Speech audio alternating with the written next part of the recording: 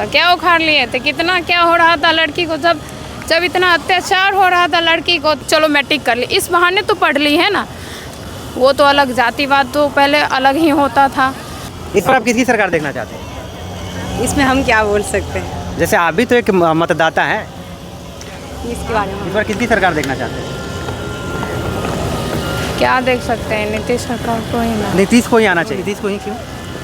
लड़की मतलब जहाँ तक है कि अभी तक हम जहाँ तक नॉर्मल बोल सकते हैं कि जहाँ हम अभी जन्म लिए हैं, जब से जन्म लिए हैं तब से मतलब जो होता है लड़कियों का फ्रीडम, लड़कियों का जो होता है भाव को समझना, कोई नहीं समझ पाता है। लड़कियों को कोई उतना फ्रीडम नहीं दिया था। कोई चोरी डकैती जो हुआ वो तो अलग, जातिवाद तो पहले अलग ही होता था। दिन दहाड़े मतलब लड़की को कोई इज्जत नहीं देना चाहता था। अब है कि जैसे 9th क्लास 10th में पेरेंट्स भी बोलते हैं कि हम 10,000 का तिल बच्चों को पढ़ा देते हैं। चलो मैट्रिक कर ली, इस बहाने तो पढ़ ली है ना।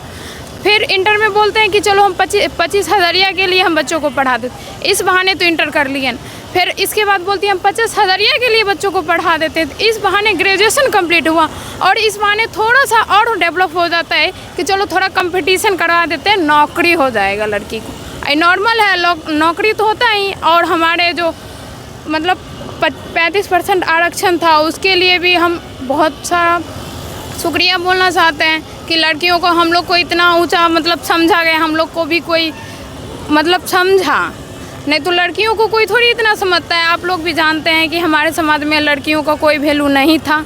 अब है कि हाँ, थोड़ा नौकरी को, थोड़ा पढ़ाई को लेकर थोड़ा तो वैल्यू है ना। अब लड़की को जॉब आसानी से मिल जाता है? आसानी से तो नहीं मिलता है, पढ़ना तो पड़ता है ना। अच्छा, आप कहाँ से आते हैं? स्ट्रगल तो कर समस्तीपुर से। समस्तीपुर। यहाँ पे कौन कौन आपके साथ रहते हैं?